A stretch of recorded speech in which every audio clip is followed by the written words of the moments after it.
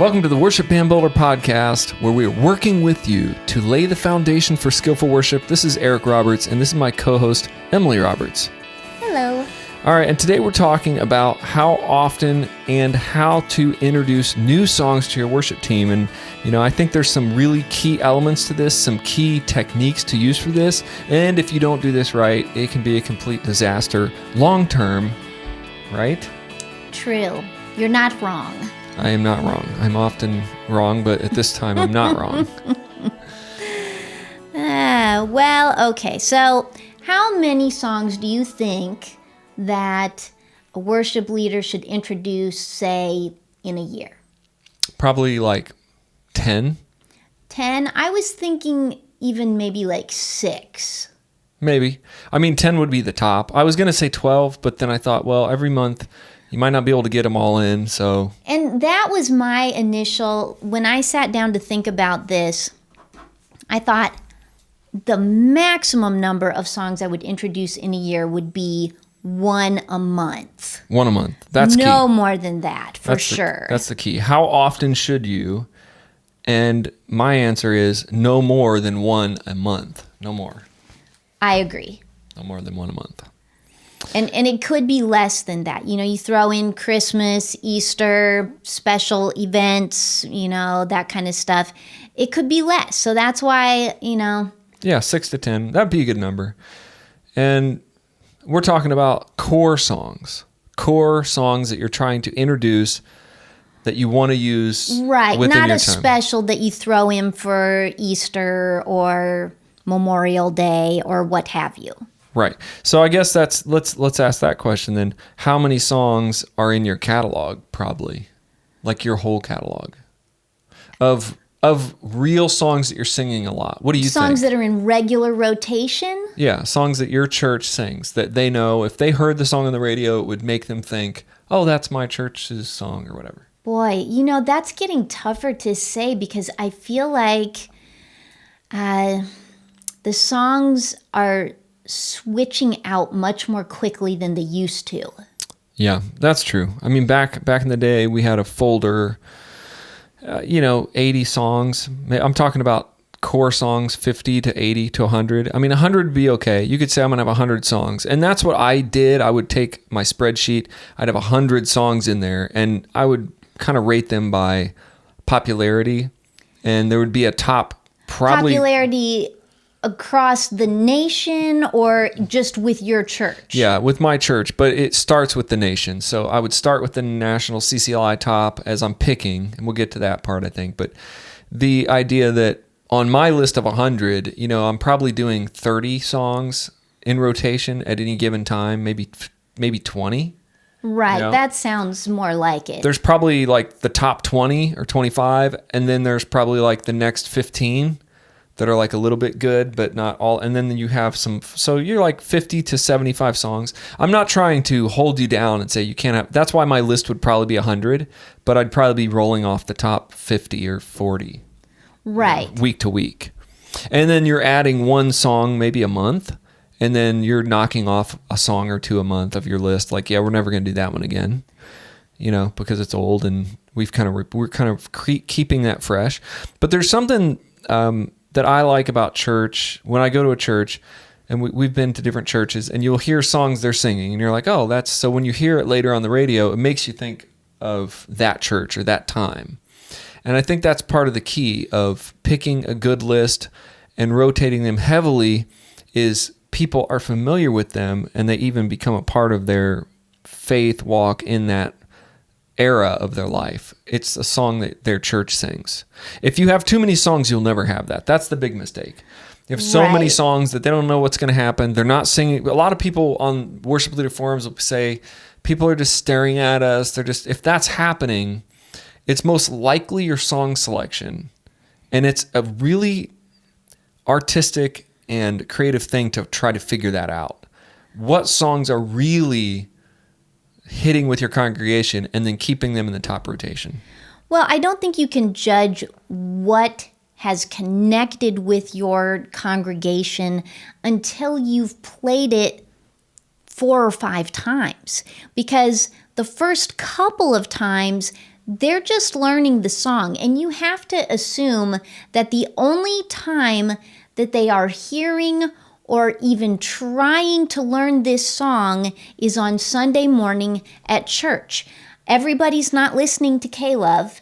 So, it probably took you a few times to learn the song. You probably heard it over and over again before you even tried to start memorizing the words and the melody.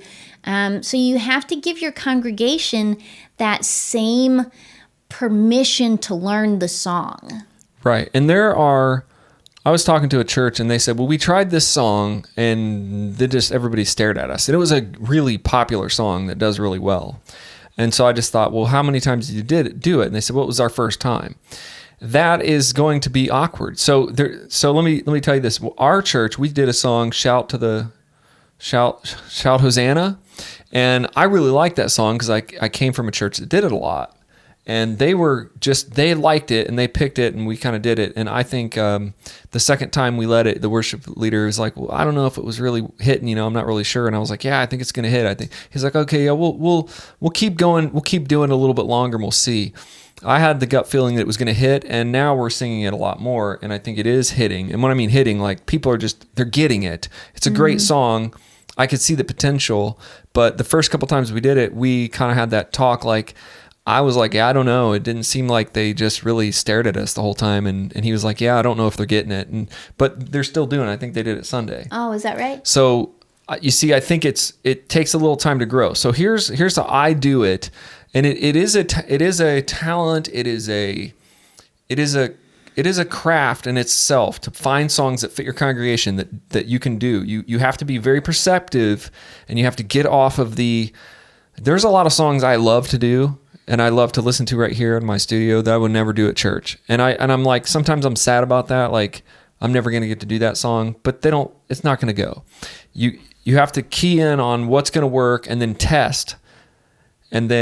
test, like you said, a couple more times, and then just get the feedback and decide, is that going to go or not? And if it doesn't go, and it's okay if it doesn't. If you play the song 5 times and it seems like it's just not resonating, it's okay to let go of that one. Yeah, in fact, you have to. You can't be like standing up there like, worship people, do it. You want a song that a few times in, they start singing and then the whole church worships with it and it becomes a great song. So how I kind of sneak that in is pre-service iPod music. So if I'm going to I have a playlist that I'm using all the time in the pre-service that's playing songs that I like that I think I'm going to put into the church rotation. So for months, they might be hearing Shout Hosanna as they're coming into church. It's psychological brainwashing. Well, people like what they know. Right. They like what they know. So before you ever sing it, you're going to play it to them. It's very rare that you hear a brand new song and just instantly connect with it and say, yes, I love that song. You have to learn it and let it grow on you a little bit. Yeah.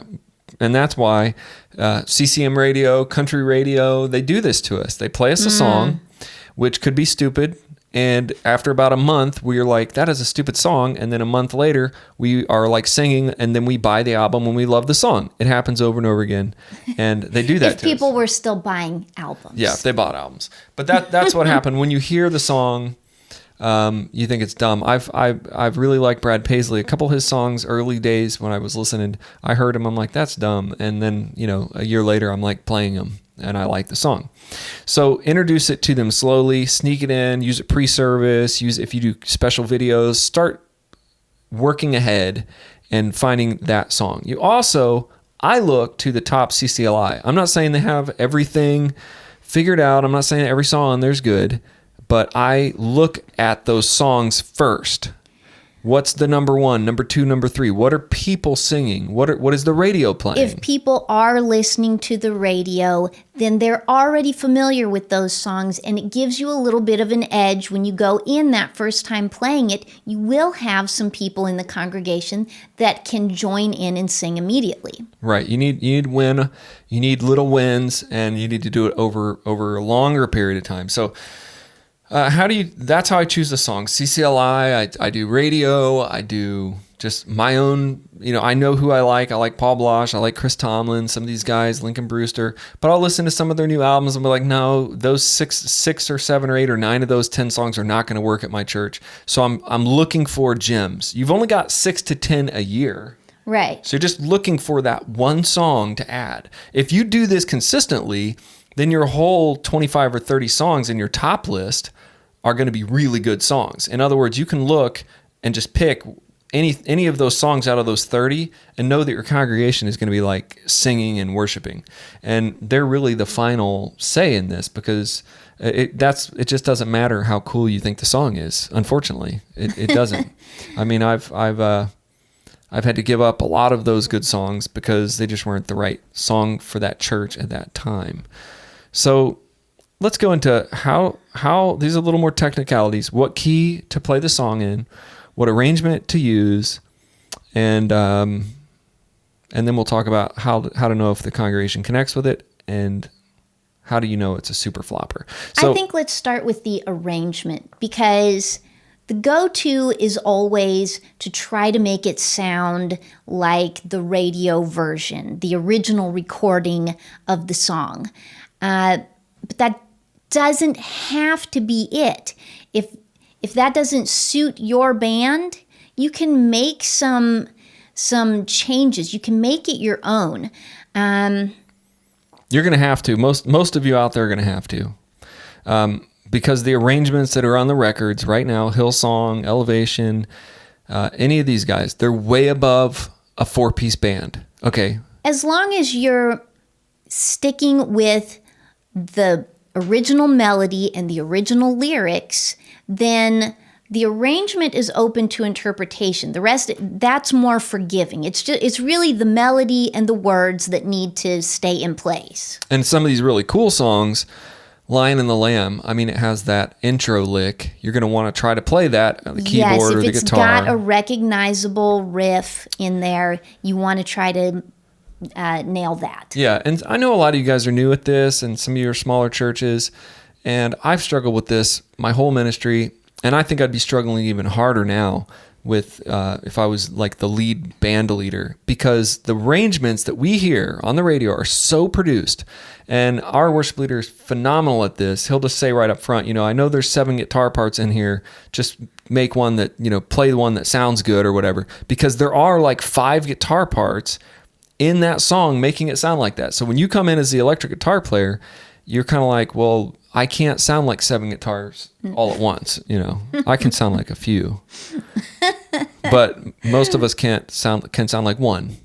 So just don't be discouraged.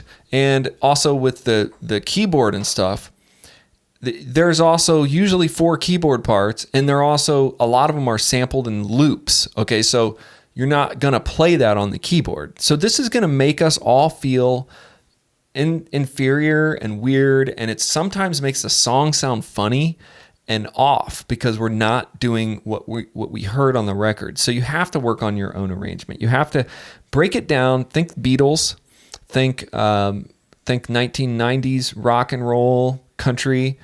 You have guitar, and I'm just throwing out some genres. Think of those older genres where there was less produced looping. Right. Even 90s worship music. Don't think 90s worship music.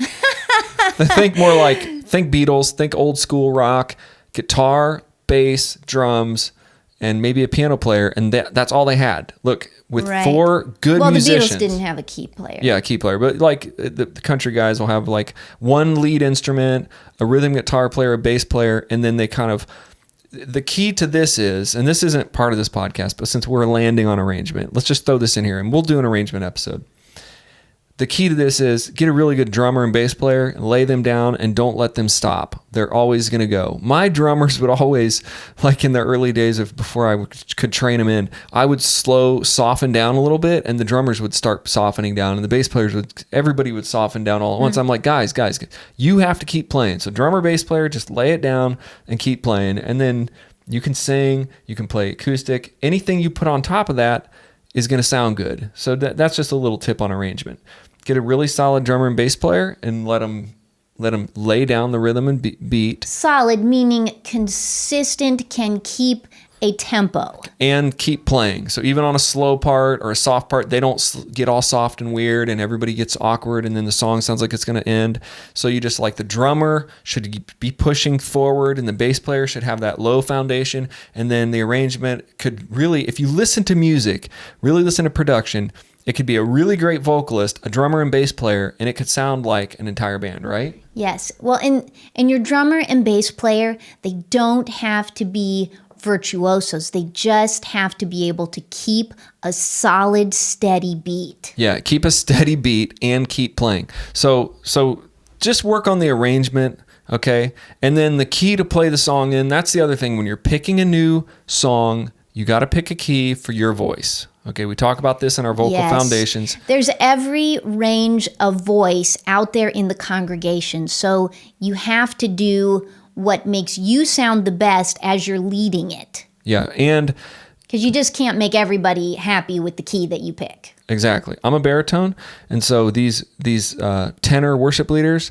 who are making these huge octave jumps are out of my range. Oh, and I wanted to talk about the octave jump songs. There are so many of them right now, and honestly, nobody sounds good singing these. You either sound good in one octave or the other, maybe, or you don't sound good at all because in either octave. Because we're not really built to sing like that. There are very few people that could actually do that and just sound stellar in two different octaves. Yeah, and remember, the recording artist is a recording artist who they are, the cream of the crop, the best singer that they have at Hillsong has recorded this song. And then they've also most likely vocal corrected that and done all kinds of stuff to make them sound good low and high. And they've done all this stuff. When you get up there in your church and you try to sing the verse low, you barely can sing the low. And then you try to stretch up to the high and then it's too high. For the high. Yeah, you don't have to do this. If you love this song and you want to do it and it's got that octave jump, just skip the octave jump. Just sing it in a key that sounds good in your voice. Or potentially, if you have the skill, you might consider doing a modulation the second time through where you're only moving up a half a step or something, but that takes some arranging skill.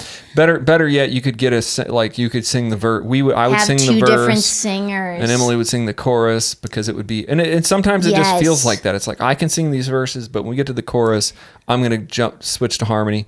And then, you want to find in these octave jump songs the middle range where you sound good. And I have to do this on my play and sing videos and everything. I have to pick that middle range where I sound good and the song still has enough energy, because it is an amazing production when those guys go from low to high. I mean, it's got a lot of power. And if you can do it, you're probably a tenor and you probably got a really great voice. And so you can do those jumps. But most of us, especially baritones and maybe like altos, are going to really struggle to jump these octaves. So pick a good key for you, pick a great arrangement, pick a simple arrangement, and then you just have to, the last thing is just, what if it flops? How do you know if the congregation connects? Just watch them, ask the band, ask people. Don't be afraid to put the song on the stand, on the stand. Hey, did you like that song? If they like it, after a couple weeks, you're going to know it. And don't be afraid to give it a few shots.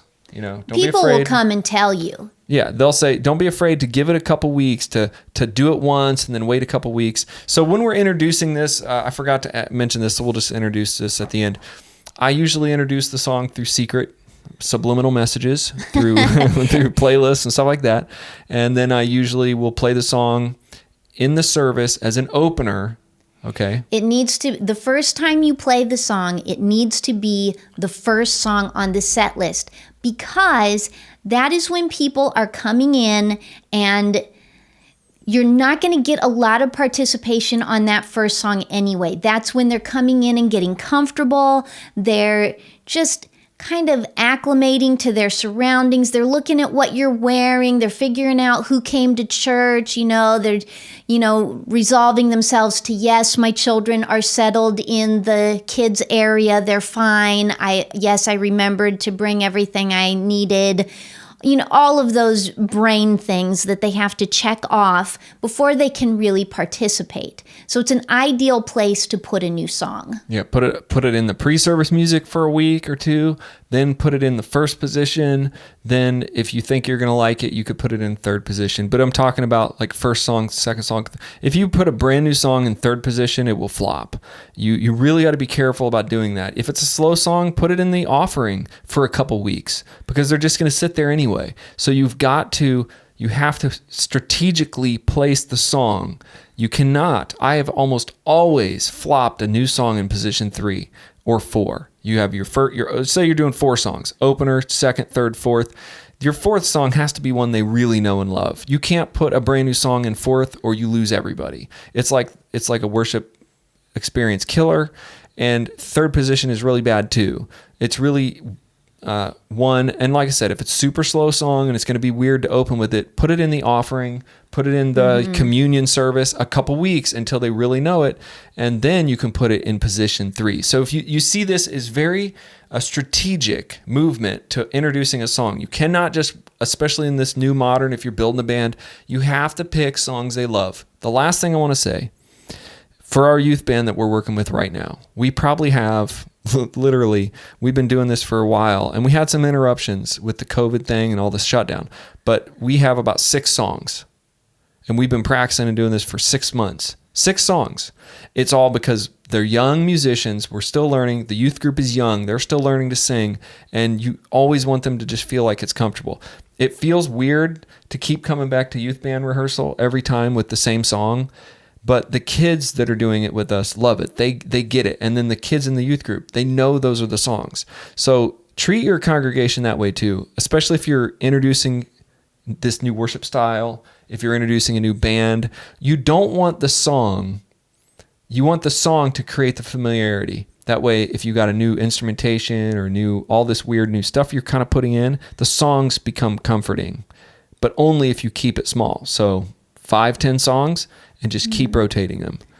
Right. And I would say don't let your confidence in the song depend on their reaction to the song, at least in the beginning, because I think the tendency is to expect them almost to already know the song because you learned the song. And so Right. you're excited about the song and you want them to jump in and be excited with you. But you have to, like I said, give them the permission to learn the song first. So if they are just staring at you like they're watching television, because that happens, give it a few more weeks. Yeah, do that. So all of these show notes are in our show notes at worshipbandbuilder.com/podcasts. And you can check those out. Send us any questions you have, any comments. This is a really big key to succeeding in a modern worship band scenario, in a training scenario. Keep it simple. Keep it great. Just keep praying through it, and we'll be praying for you guys too. God bless you. Make sure you like the episode. Give us a share, a like, and a comment because we like to hear from you. And we'll see you on the next episode.